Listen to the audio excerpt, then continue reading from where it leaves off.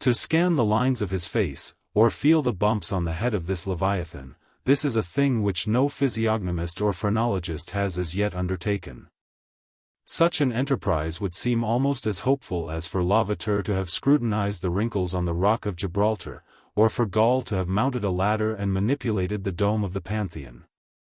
Still, in that famous work of his, Lavater not only treats of the various faces of men, but also attentively studies the faces of horses, birds, serpents, and fish, and dwells in detail upon the modifications of expression discernible therein.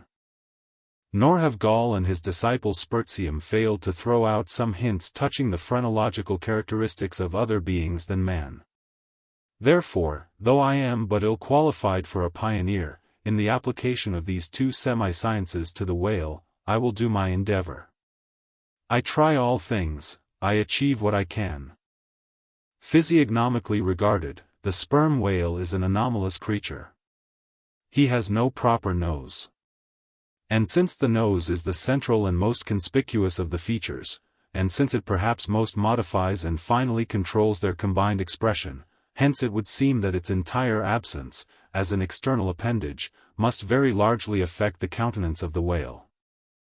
For as in landscape gardening, a spire, cupola, monument, or tower of some sort, is deemed almost indispensable to the completion of the scene, so no face can be physiognomically in keeping without the elevated open-work belfry of the nose.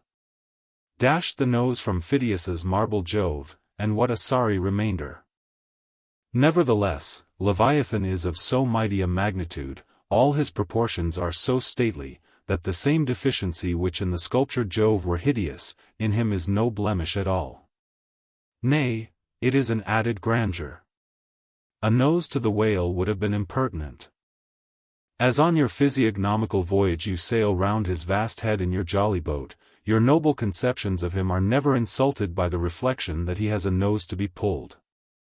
A pestilent conceit, which so often will insist upon obtruding even when beholding the mightiest royal beetle on his throne. In some particulars, perhaps the most imposing physiognomical view to be had of the sperm whale, is that of the full front of his head. This aspect is sublime. In thought, a fine human brow is like the east when troubled with the morning. In the repose of the pasture, the curled brow of the bull has a touch of the grand in it. Pushing heavy cannon up mountain defiles, the elephant's brow is majestic. Human or animal, the mystical brow is as that great golden seal affixed by the German emperors to their decrees. It signifies, God, done this day by my hand. But in most creatures, nay in man himself, very often the brow is but a mere strip of alpine land lying along the snow line. Few are the foreheads which like Shakespeare's or Melanchthon's rise so high, and descend so low, that the eyes themselves seem clear, eternal, tideless mountain lakes, and all above them in the forehead's wrinkles, you seem to track the antlered thoughts descending there to drink, as the Highland hunters track the snow prints of the deer. But in the great sperm whale, this high and mighty godlike dignity inherent in the brow is so immensely amplified, that gazing on it, in that full front view, you feel the deity and the dread powers more forcibly than in beholding any other object in living nature.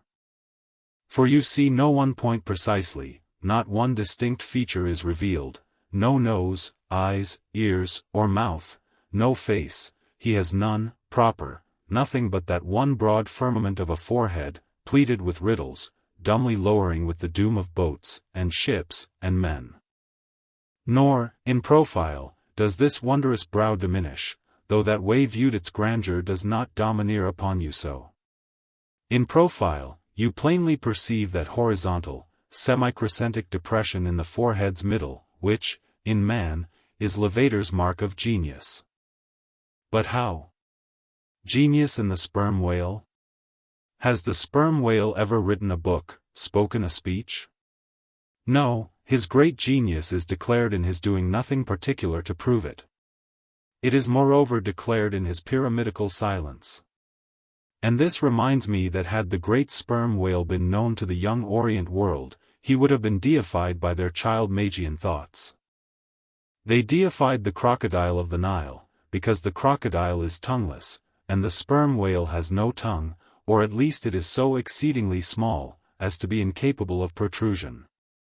If hereafter any highly cultured, poetical nation shall lure back to their birthright, the merry May-Day gods of old, and livingly enthrone them again in the now egotistical sky, in the now unhaunted hill, then be sure, exalted to Jove's high seat, the great sperm whale shall lord it.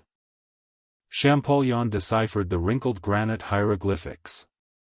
But there is no Champollion to decipher the Egypt of every man's and every being's face. Physiognomy, like every other human science, is but a passing fable. If then, Sir William Jones, who read in 30 languages, could not read the simplest peasant's face in its profounder and more subtle meanings, how may unlettered Ishmael hope to read the awful Chaldee of the sperm whale's brow? I but put that brow before you. Read it if you can.